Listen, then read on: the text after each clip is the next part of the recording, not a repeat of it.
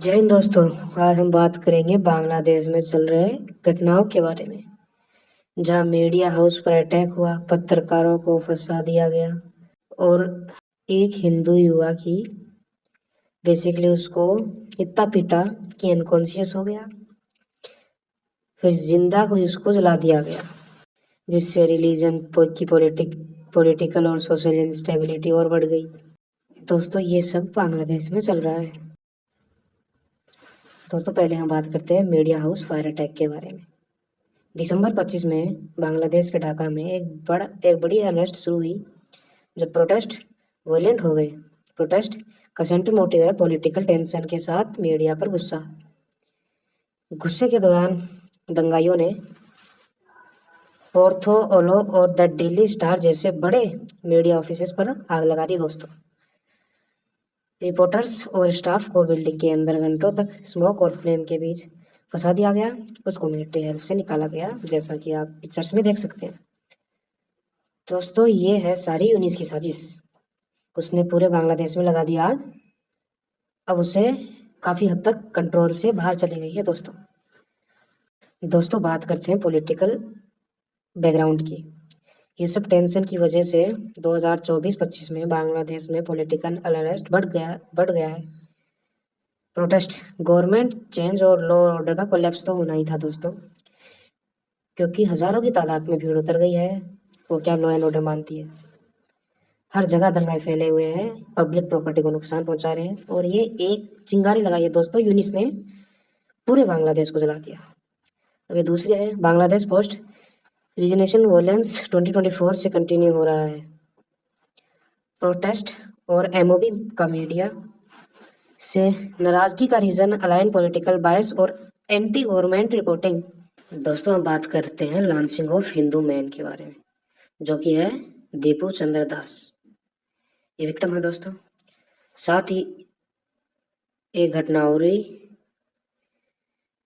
Situation को भड़का दिया गया। एक हिंदू, बेसिकली मैंने बताया हिंदू की एमओबी के हाथों launching, victim Deepu Chandra Das beaten to death.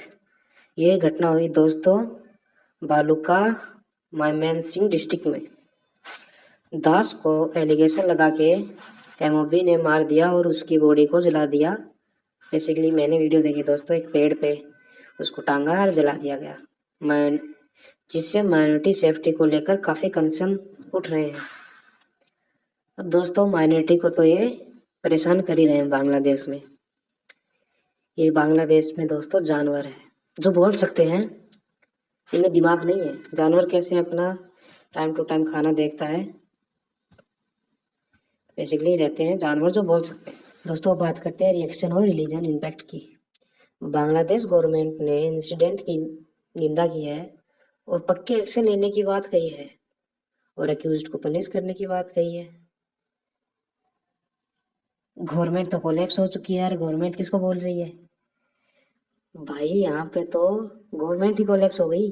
और क्या कहा है, इस टाइप के वॉयलेंस से कम्युनल टेंशन और मीडिया फ्रीडम दोनों पर सवाल उठे।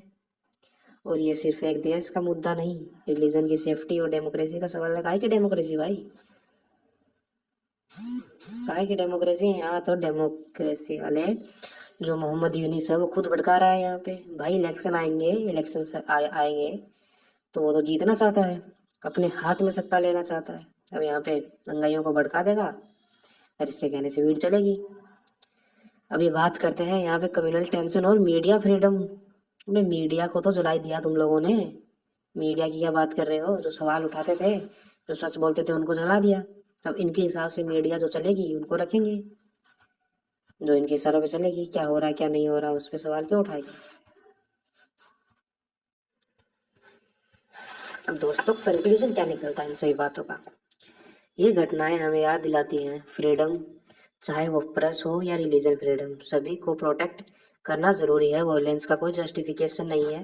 ये मैं आपको स्क्रिप्टेड बात बता रहा हूँ जो स्क्रिप्ट में लिखी है, थियोटिकल बात बेसिकली।